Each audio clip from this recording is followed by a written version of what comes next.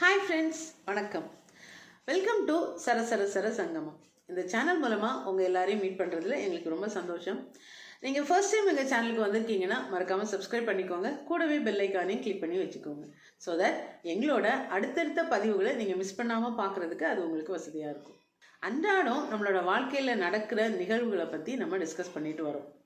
இன்றைக்கும் அது மாதிரி ஒரு நல்ல ஒரு விஷயத்தை தான் டிஸ்கஸ் பண்ண போகிறோம்.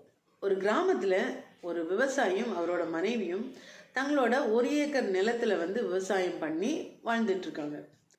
அவங்களுக்கு தேவையான பணம் அந்த விவசாயத்துலேருந்து வருது. ஆனால் இவங்களுக்கு ஏற்கனவே கொஞ்சம் கடன் இருக்குது. பிள்ளைங்க படிச்சிட்ருக்காங்க. இனி அவங்கள படிக்க வைக்கிறதுக்கு அதிக பணம் தேவைப்படும். இன்னொன்று, கொஞ்சம் லக்ஸூரியஸாக லைஃப்பை லீட் பண்ணலான்னு அந்த அம்மாவுக்கு கொஞ்சம் ஆசை வருது. அந்த கணவர்கிட்ட சொல்கிறாங்க, நீங்கள் இந்த விவசாயம் மட்டும் பண்ணிகிட்டு இருந்தால் நம்மளால் ஒரு ஆவரேஜான வாழ்க்கை தான் நம்ம நடத்த முடியும். நம்ம பிள்ளைங்க வளர்ந்துட்டுருக்காங்க, அவங்களுக்கு படிக்கிறதுக்கு தேவையான பணத்தை நம்ம சேர்த்து வைக்கணும். ஏற்கனவே நம்ம விவசாயம் செய்யும்போது முன்ன பின்ன ஆனதுனால அதில் வாங்கின கடன்களை எல்லாம் அடைக்கணும். இப்படி நிறைய விஷயங்கள் இருக்குது. அதனால் நம்ம இன்னும் ஏதாவது கூட முயற்சி செய்து நம்மளோட வருமானத்தை பெருக்கணும். அதுக்கு ஏதாவது ஒரு ஐடியா பண்ணணும் அப்படின்னு சொல்கிறாங்க. உடனே அவரும் சொல்கிறாரு, ஆமாம், இன்னொரு ஐடியா பண்ணால் நல்லா தான் இருக்கும். ஏன்னா நம்மளோட கொஞ்சம் வருமானம் பெருகுனா நமக்கு கொஞ்சம் வசதியாக வாழலாம். நம்ம நிலத்தை அடமானம் வச்சு அதில் வர காசை வச்சு நம்ம பசுமாடு வாங்கலாம். அதிலிருந்து வர லாபத்தில் நம்ம எல்லா கடன்களையும் தீர்த்துடலாம், மற்ற விஷயங்களையும் நம்ம பண்ணிடலாம் அப்படின்னு சொல்லி ஒரு ஐடியா கொடுக்குறாரு. உடனே இவங்களும் சொல்கிறாங்க, ஓகே சரி, நமக்கு நாமே செய்துக்கிறது நல்லது, மற்றவங்ககிட்ட போய் கடன் கேட்குறத விட இது நல்ல ஐடியாவாக தான் தெரியுது, ஸோ நம்மளே பண்ணிக்கலாம் அப்படின்னு சொல்லி டிசைட் பண்ணிட்டு இருக்காங்க. அப்படி வேலைக்கு போன இடத்துல ரொம்ப நாளைக்கு அப்புறம் அவரோட ஃப்ரெண்டை மீட் பண்ணுறாரு. அப்போ 2 பேரும் பரஸ்பரம் எல்லாம் விசாரிச்சுட்டு எப்படி இருக்கீங்க என்ன ஏது அப்படின்னு சொல்லி கேட்டோன்னா அந்த ஃப்ரெண்டு சொல்கிறாரு, இந்த மாதிரி என்னோட தம்பி பட்டணத்தில் இருக்கிறான், அவன் என்ன அங்கே கூப்பிடுறான், அங்கே நீங்கள் போயாச்சுன்னா நல்ல வேலை கிடைக்கும், அப்புறம் நம்மளோட பிள்ளைங்களுக்கும் நல்ல படிப்பு வசதிகள்லாம் இருக்குது, அதனால் நீ பட்டணத்துக்கு வந்துரு, நான் ஏற்கனவே இங்கே இருக்கிறேன்ல, உனக்கு நான் ஹெல்ப் பண்ணுறேன், சரி வந்துரு அப்படின்னு சொல்கிறான். அதனால நாங்கள் பட்டணத்துக்கு போகலான்னு டிசைட் பண்ணியிருக்கோம். ஸோ என்கிட்ட இருக்கிற நிலங்களை எல்லாத்தையும் கொஞ்சம் கொஞ்சமாக நான் விற்றுட்டேன். இப்போ கொஞ்சம் பசு மாடுகள் மட்டும் இருக்குது, அதுங்களை மட்டும் நான் இப்போ விற்றுட்டேன் அப்படின்னா நாங்கள் பட்டணத்துக்கு நாங்கள் போயிடுவோம். உன்னோட ஃப்ரெண்ட்ஸ் யாராக இருந்தாங்கன்னா சொல்லு, ஏன்னா நான் இப்போதைக்கு அவசரத்துக்கு கம்மியான விலைக்கு தான் நான் அந்த பசு மாடுகளை நான் கொடுக்க போகிறேன், அதனால் உன்னோட ஃப்ரெண்டு யாராவது இருந்தாங்கன்னா சொல்லு, நான் அவங்களுக்கு இதை கொடுக்குறேன் அப்படின்னு சொன்னார். உடனே இந்த விவசாயி சொல்கிறாரு, நானே வீட்டில் ஒரு அடுத்த பிஸ்னஸ் எதாவது பண்ணலாம், அது பசு மாடு வாங்கி நம்ம சேல் பண்ணலாம், அதை வளர்த்து நம்ம அடுத்த பிஸ்னஸ் பண்ணலாம் அப்படின்னு சொல்லி நாங்கள் நினச்சிட்டு இருந்தோம். இந்த நேரத்தில் நீ இப்படி ஒரு நல்ல ஒரு விஷயத்த சொல்கிற, ஒரு நாள் பொறுத்துக்கோ, நான் வீட்டில் போய் டிஸ்கஸ் பண்ணிவிட்டு உனக்கு நல்ல பதிலாக சொல்கிறேன், நீ வேறு யாருக்கும் ப்ராமிஸ் பண்ணிடாத, நானே உன்னோட பசு மாடுகளை வாங்கிக்கிறேன் அப்படின்னு சொல்லிட்டு வீட்டுக்கு போகிறாரு. வீட்டுக்கு போனோன்னே போய் அவங்க ஃபேமிலியில் டிஸ்கஸ் பண்ணுறாங்க.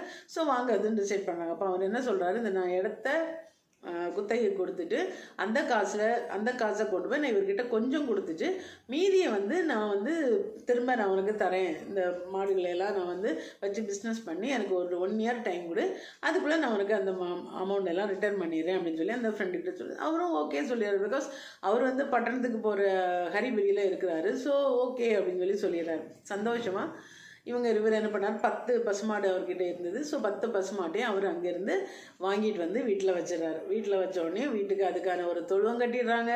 அது நல்லபடியாக பாதுகாக்கிறதுக்கு தேவையான எல்லா இடங்களையும் ரெடி பண்ணுறாங்க.